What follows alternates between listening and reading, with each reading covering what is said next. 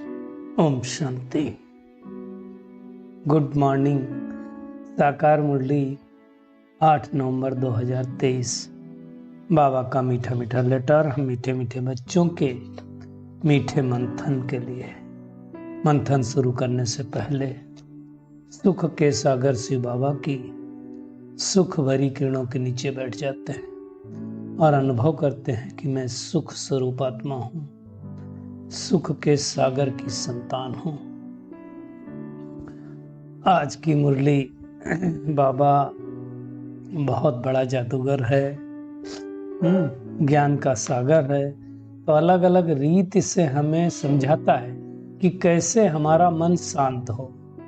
तो बाबा ने आज जिस पर जोर दिया है, बाबा ने कहा देखो अब ये दुनिया खत्म होने वाली, देर से ही सब कुछ खत्म होने वाला ना, इसलिए तुम्हारे पुरानी दुनिया के समाचार सुनने की दरकार नहीं है।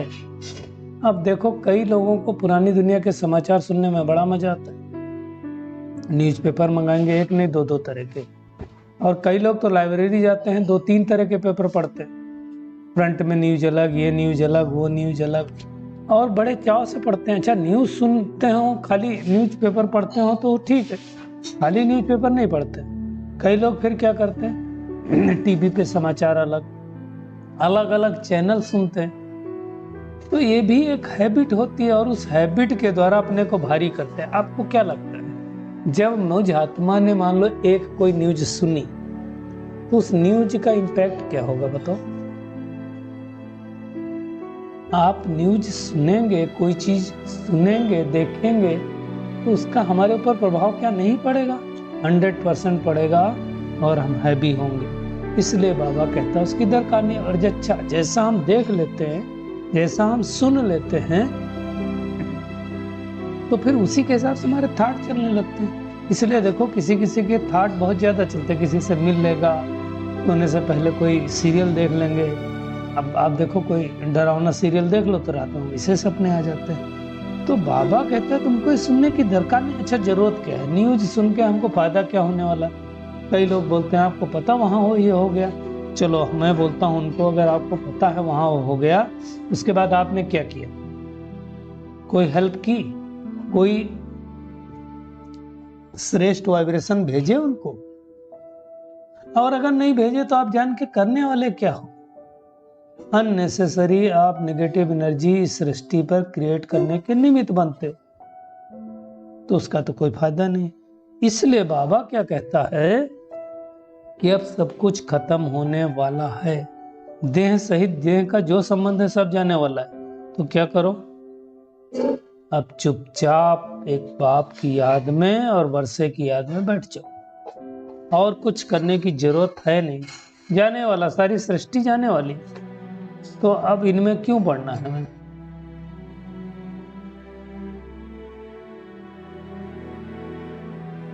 पढ़ने की आवश्यकता ही नहीं। तो बाबा कहता है कि अब तुम सिर्फ क्या करो, बाप और वर्षे को याद करो और कुछ।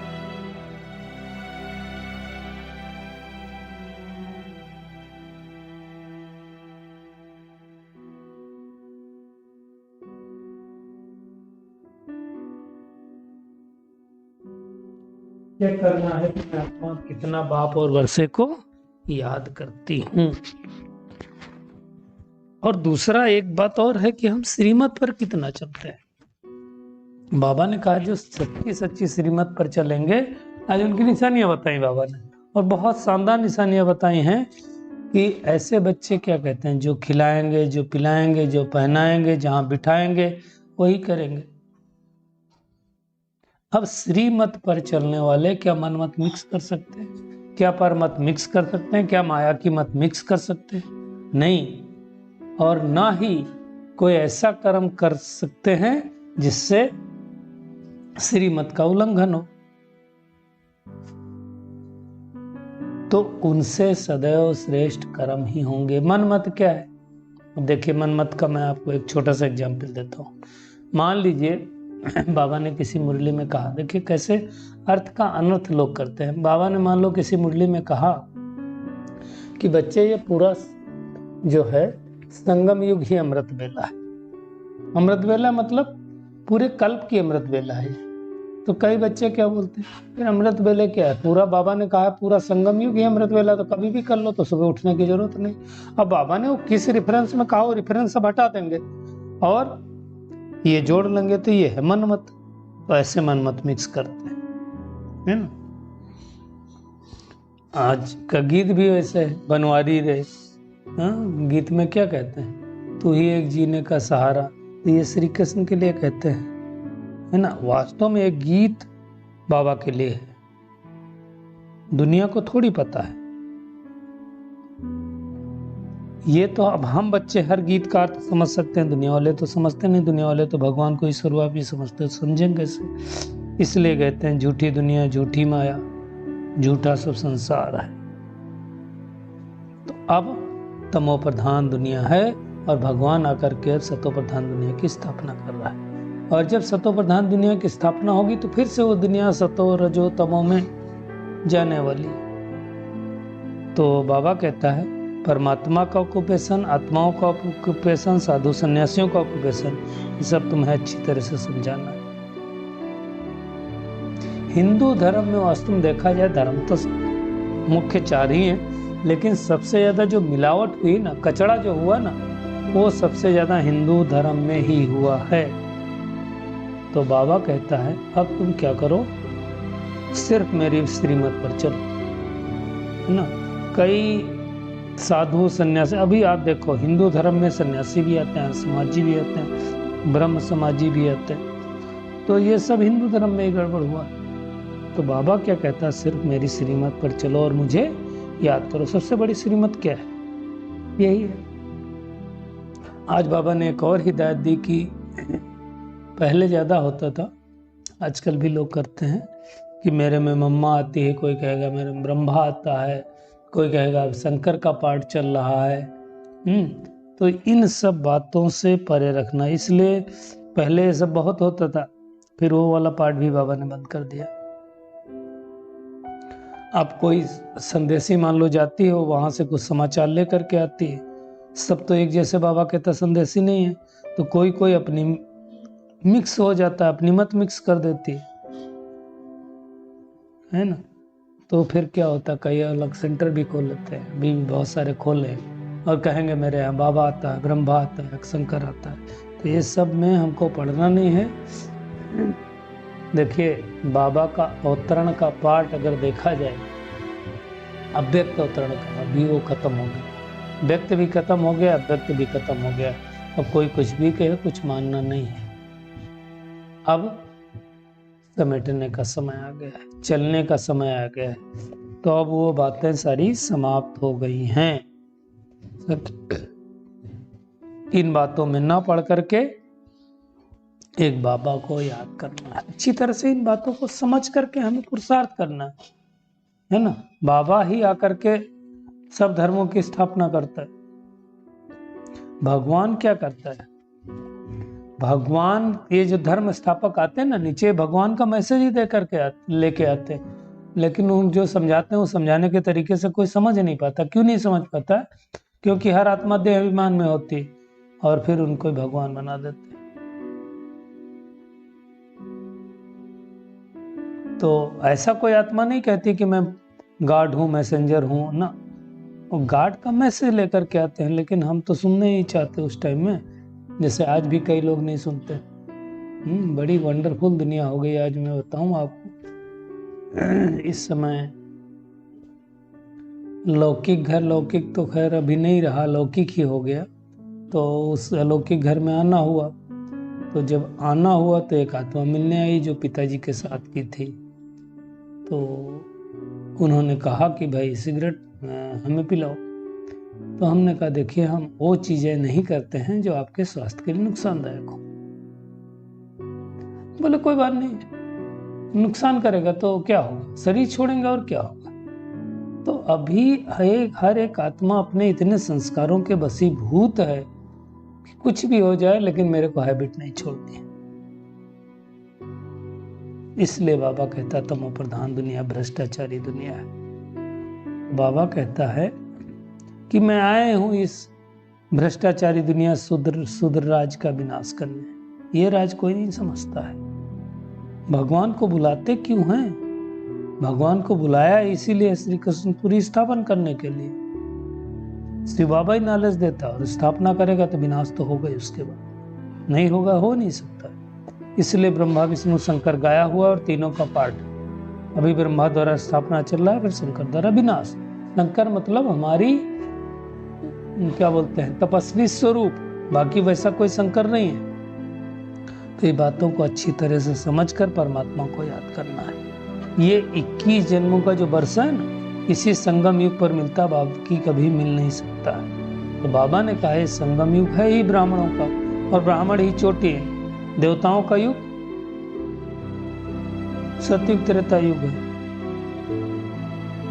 तो भगवान आकर ब्राह्मण, देवता और क्षत्रिय, इन 3 धर्मों की स्थापना करता है, और दुनिया में कोई भी इन धर्मों की स्थापना नहीं कर सकता।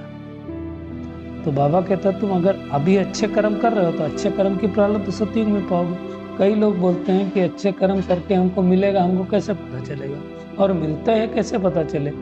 आज तो जो अच्छे कर्म करते हैं उनको बहुत भोगना पड़ती है, और जो बुरे कर्म करते हैं वो अच्छा बन रहे हैं। तो हमको पूरे ड्रामा का राज नहीं पता है, तो ऐसा ही होगा। बाबा कहता अभी तो पंचायती राज है।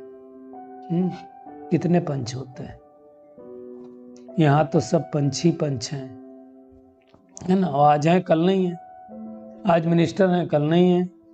तो ये दुनिया ही ऐसी है ना।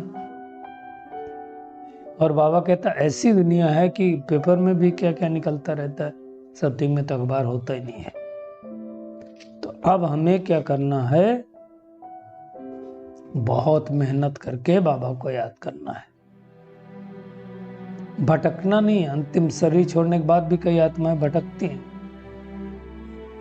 और कई को साक्षात्कार भी होता है, तो सोचते हैं कि हमने नाहक ऐसा गलत काम किया। एक्चुअली जब हम शरीर छोड़ते हैं ना, उसके पहले भी बहुत साक्षात्कार होता है, और बाद में भी बहुत होता है। अपने किए गए कर्म तो दिखाई देते हैं। तो बाबा ने आज कह दिया कई जेल बर्ड होते हैं, जेल में खाना तो मिलेगा ना, इसलिए बाहर आते हैं, फिर से वही कर्म करते हैं। तो हमें ऐसा कोई कर्म नहीं करना है। तो आज का होमवर्क क्या है, टेक होम अगर कहा जाए तो एक तो क्या करना है, पुरानी दुनिया के समाचार सुनने हैं। वैसे तो समाचार सुनने ही नहीं है, अगर बहुत सुनना हो तो दोपहर में सुन लो, सुबह उठने के बाद और सोने से पहले तो बिल्कुल नहीं सुनना है। और सदैव मन मत पर मत छोड़ के श्रीमत पर चलना है। किसी के प्रभाव में हमें नहीं आना है। भगवान ने जो आज्ञा दी है उसको करना है, और वेरीफाई जरूर करना। कहीं डाउट हो, कहीं ना समझ में आए कि ये भगवान के बच्चे हैं कि नहीं, बाबा का सेंटर है कि नहीं, तो पूछो, मूंझो नहीं, है ना। निमित से पूछो, दीदियों से पूछो, बहनों से पूछो। और ये नशा रहे कि हम ईश्वरीय कॉलेज के स्टूडेंट हैं, अब हमें पुराना शरीर छोड़ करके प्रिंसिपल बनना है। आज का वरदान भी बहुत खूबसूरत है। बाबा ने कहा निंदक को अपना मित्र समझ, सम्मान देने वाले ब्रह्मा समान मास्टर रचयिता भव। निंदा हमारी जो करे, मित्र हो सोए, मित्र हो हमारा सो। तो ऐसा आसान काम नहीं है, कोई निंदा करे तो हम उसको पसंद ही नहीं करते, है ना। लेकिन ब्रह्मा बाबा ने यही किया, जो निंदा करते थे उनके लिए यही कहा कि बगैर पैसा लिए काउंसलिंग कर दी उसने, है ना।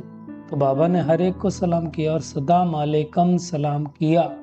मालिक है बच्चे सलाम। एक बार की बात है, शायद पहले भी शेयर किया होगा, कि कोलकाता की बात है शायद, कि एक भाई ने ब्रह्मा कुमारी को लेख के बहुत खिलाफ लिखा, और फ्रंट पेज पे छापा, प्रेस रिपोर्टर था। तो अगले दिन फ्रंट में बहुत कुछ बुरा बुरा लिख करके आया। तो वहाँ जो भी निमित्त भाई बहनें होंगी, उन्होंने बाबा से कहा बाबा इसके खिलाफ हमें केस करना चाहिए। बाबा ने तुरंत मना कर दिया। बाप कभी बच्चे के खिलाफ केस नहीं कर सकता। और दूसरा कहा जो काम आप पैसे दे के नहीं करते थे, इसने फ्री में किया। तुम जाओ बच्चे को टोली खिला के आओ। तो बाबा ने बच्चे को टोली भेजा, और भेजने के बाद उसको बड़ा शर्मिंदगी महसूस हुई, और अगले दिन फिर से फ्रंट पेज पे निकाला कि हमसे गलती हुई। तो बाबा ने कहा देख नाम तो हुआ ना। तो बाबा अलग सोचता था, तो निंदक को अपना मित्र समझिए कि बगैर पैसे की हमारी गलतियां बता रहा। काउंसलर को देते तो बड़ा पैसा लेता। तो बाबा ने कहा गाली देने वाले को जब गले लगा लो तब समझो, है ना, सब अपना परिवार है। बाबा ने कहा आप करना, आप ब्राह्मण हो, इसलिए स्वयं को मास्टर रचयिता समझकर सबको सम्मान दो, तत्व देवता कहा जाएगा, तत्व देवता बनेंगे। स्लोगन है माया को सदा के लिए विदाई देने वाले ही बाप की बधाइयों के पात्र बनते हैं। तो हमें माया को विदाई देना है तो बाबा के गले का हार बनेंगे। चलिए परमात्मा किरणों के नीचे बैठ जाते हैं और अनुभव करते हैं कि मैं आत्मा पुरानी दुनिया के समाचार न सुनने वाली न सुनाने वाली कोटों में कोई आत्मा हूं। पर मत मन मत को छोड़कर श्रीमत पर चलने वाली, एक बाप को याद करने वाली और सुदर्शन चक्र फिराने वाली आत्मा हूं। निंदक को अपना मित्र समझकर ब्रह्मा बाप समान मास्टर रचयिता बनने वाली आत्मा हूं।